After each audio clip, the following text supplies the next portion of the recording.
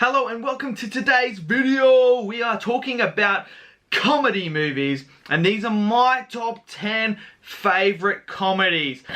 Now, this list was so hard to do. I mean, it was so hard. There is so many. In my honorable mentions, I've actually got 10 honorable mentions as well that I will get to later on in the video.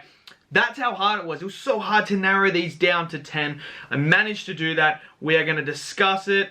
I'm going to dive in a little bit to them and here and there because I don't want it to go for too long. And yeah, so make sure you leave me your top 10 comedies in the comments below. Give us a like, subscribe, and let's get right to this funny comedy movie ranking. That was really terrible. Let's just get to it. Number 10, Hot Rod. I mean, this to me is just absolutely freaking hilarious. You got a guy who wants to be a stuntman, who thinks he's a stuntman, but does the weirdest little stunts that make no sense. This is just a great comedy. I absolutely love every time I see him on screen playing this character. Is just absolutely hilarious. The supporting cast is great as well. There is funny scenes.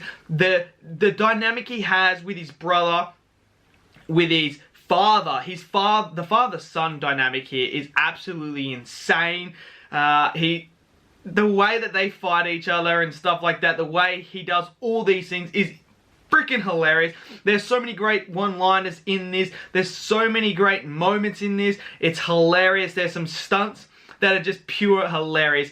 This movie will make you laugh the whole entire way. It's not boring. It's funny. There's some fantastic comedic timing in this film. I absolutely love it. Number 10, Hot Rod. Number 9, American Pie 2. Look, I love American Pie 2. It's my favorite American Pie movie. This is absolutely hilarious. I laugh all the way through. Stifler to Jim, to the moment where Jim glues his hand to something.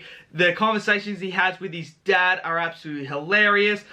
The party, the whole thing with Finch and Stifler's mum. There's just so many great elements. The lesbian scene, you go first, we go next. It's just everything about this film is hilarious, and I resonate hard with it because at that age, this is the stuff that you go through and the stuff that you think about and stuff like that when you're their age. So this was, when I was that age, I was watching these films, and they to me were like the films that really helped you grow as a young adult, moving into young adulthood. And you can resonate with these movies. They're freaking hilarious. I love it. American Pie 2, number 9.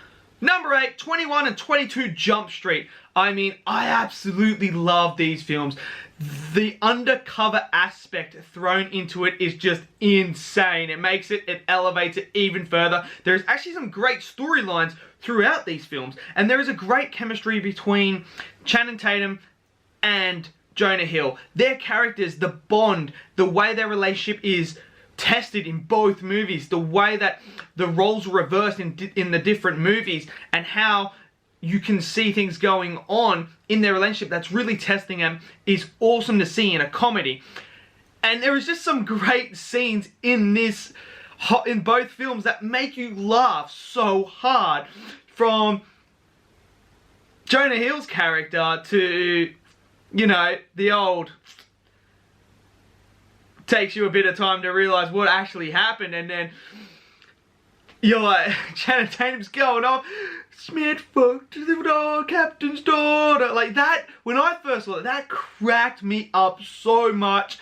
And it's just, everything about it. Then you throw in the whole supporting cast. You've got great supporting cast in both, and oh man, there is just so much. And Ice Cube is absolutely hilarious. He just elevates them as well. It is a great fun time at the movies when you're seeing 21 or 22 Jump Street, and they are hilarious, and I love them. Number 8, 21, 22 Jump Street. Number 7, the Inbetweeners movie.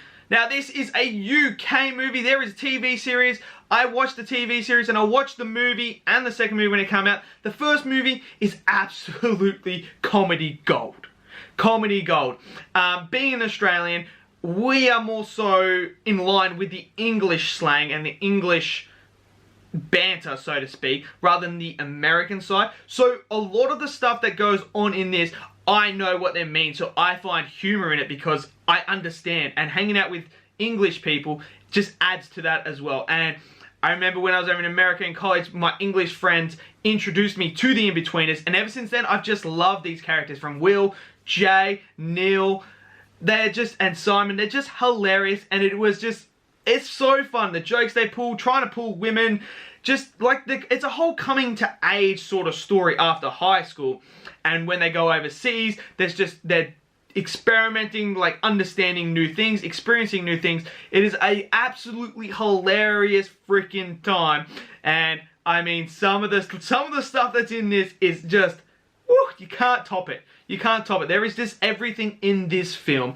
And to me, Inbetweeners, the movie, had to be on here. Number 6, Get Him to the Greek. I mean, I remember watching this for the first time and it had me in stitches. Russell Brand and Jonah Hill. Absolutely perfect combination on screen. I mean, what more do you want than Russell Brand as a drug addict, super mega rock star, and Jonah Hill, who's a massive fan. And there's just everything about this that just has the right, the right mix and chemistry to create a great funny film. From the songs to the Stroke the Furry Wall, there's just so many things. You want to smoke a Jeffrey? Like, there's just so many things that are throughout this film that are hilarious. I mean, some of the songs are, oh, You Got the Clap. If you know what the clap is, this song is based on The Clap. I mean, there's just so many funny things. There's a great dynamic also and great storyline that goes throughout, and it does tackle some deep themes throughout this film that you wouldn't expect in a comedy. But it does tackle some deep depression that Russell Brand's character is having and what a rock star may go through in his life. I mean, there's some deep things in here, and it's also fucking hilarious. Get Him to the Greek, number 6. Number 5, Zombieland 1 and 2. I love the Zombieland movies. They are just fun. I mean, there's just so many things. This is what you cast Jesse Eisenberg in. You cast him in these type of movies. Put in Woody Harrelson as well. Chuck in Emma Stone and Abigail. And you've got a great concoction. I can't even say the word. You've got a great chemistry and a great cast to make a funny-ass zombie film. There is just so many things throughout this film that just make you laugh and laugh and laugh. And then the sequel, to me, topped it because the way that they actually interact as they've been living in the environment, there's actually some great relationships that are explored throughout this. And you throw in the blonde girl in there, you give her enough screen time, not to make her annoying, but enough to give some great, easy laughs. It's just, Zombieland to me is one of those classics. It's going to go down as a classic, and I hope we get a third one, but we'll probably have to wait 10 years for that. But yeah, Zombieland 1 and 2, number 5. Number 4, White Men Can't Jump. This is an older film starring Wesley Snipes and Woody Harrelson. I remember watching this for the first time. This is like way back in the day. So I think this was made in like the 90s or 80s, sometime around there it was. And I remember watching this for the first time, and it was fucking hilarious. I mean, this is one of the funniest films. I think the chemistry Woody Harrelson had with Wesley Snipes is perfect. It's a great dynamic, and the whole basketball theme throughout is quite a good way to elevate the humor and how they do things throughout this film. It also tackles some great deep themes as well, with gambling and relationships and loaning money to the wrong people. Like, it does tackle a lot of things like that, but it shows you some great moments, from the your mama joke battles to just the absolute sheer abuse that they can get away with. I don't know if you could get away with making this movie now, because some of the stuff in there is pretty bad, but I mean, it's comedy, and that's what you gotta take. You gotta take it as a joke, and to me, White Man Can't Jump comes in at number 4. Okay, we're about to hit the top 3. Before we hit the top 3, I want to give out the honourable mentions. We've got Sex Drive. We've got Game Night. This Is the End. Shaun of the Dead. Doghouse. Harold and Kumar. Airplane. Anchorman, Naked Gun, and Good Boys. I mean, you saw the list there. That's my honorable mentions. Now we're going to get into the top 3. Here we go. Number 3, Pineapple Express. James Franco, Seth Rogen. You've got a mix. You've got them two in there. Oh, then you throw in Daniel McBride. I mean, whew, what more do you want in a film? You add in the element of weed, selling weed, and it's just an absolute fun time. Like, there is just so much to this film that is just hilarious. I mean, from Seth Rogen dating a high school girl to James Franco's character wanting to care for his grandmother. I mean, there's just so many great elements. You throw in the villain in there as well, who's just absolutely funny. The cop, the girl, is just absolutely hilarious. This is just a fun time. Like, I guarantee you, if you watch Pineapple Express, you will laugh your ass off the whole entire time. Guaranteed. This is one of the funniest movies I've ever seen, and that's why it's number 3. Number 2, Superbad. I mean, this is a great comedy coming to age story, and I think what makes it so good is that most of us can resonate with this film. We've all gone through the struggles that they're going through in their life as a kid, and I mean, there's just elements to this film that you just look at and you go, fuck, I actually did that when I was in high school. For instance, drawing penises. I'm pretty sure every guy in high school has gone through that stage of just drawing a penis on a piece of paper. Like, it's an urge we have. I don't know why we do these things. I mean, women will never understand how we work. It's just something we do.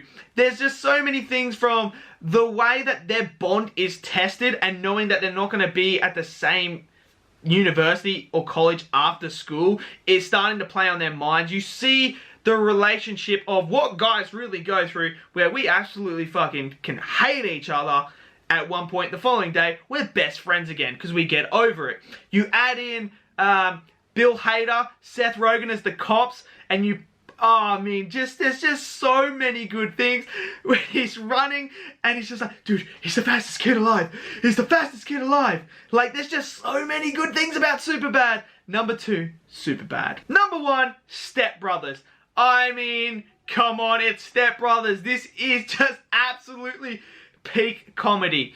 I mean, from the moment we see these two characters, you know it's going to be absolutely hilarious. Oh man, there's just so many elements when they're put into, as soon as we get to the point where they are just in the same house, the fun begins. From, I'm going to rub my balls on your drums, to the kids, the little kids, beating them up. I mean, there's just so many things, from them making the music video, crashing the plane, the boat. I mean, Step Brothers, from when they built the bunk beds. I mean, there's just, oh gosh, I mean, just thinking about it just cracks me up. I don't think there's a bad thing about Step Brothers. I think, to me, Step Brothers is the perfect comedy, the perfect way to a comedy, and I love Step Brothers, and that's my number 1. So there you have it. That is my top 10 comedy films. I mean, it's been a blast making this video, remembering these comedies. I'm going to have to go back and re-watch some of these, because they are just, when you're in a down mood, these are the best movies to watch. They bring your spirits up, they make you laugh. So let me know in the comments, what are your top 10 I can't even speak, top 10 comedy films? I will be very interested to see, because I know different generations are going to, you know, get with other movies as well. Like, for instance, Naked Gun and Airplane, you might see some elderly, like people in their 30s, 40s, choose those movies because they're the movies they grew up with. So I know different generations are going to find different things funnier. I mean, it's just how things are. So I'm very interested to hear what your top 10 are. Make sure you give us a like, subscribe, and I'll see you guys in the next video. Peace out.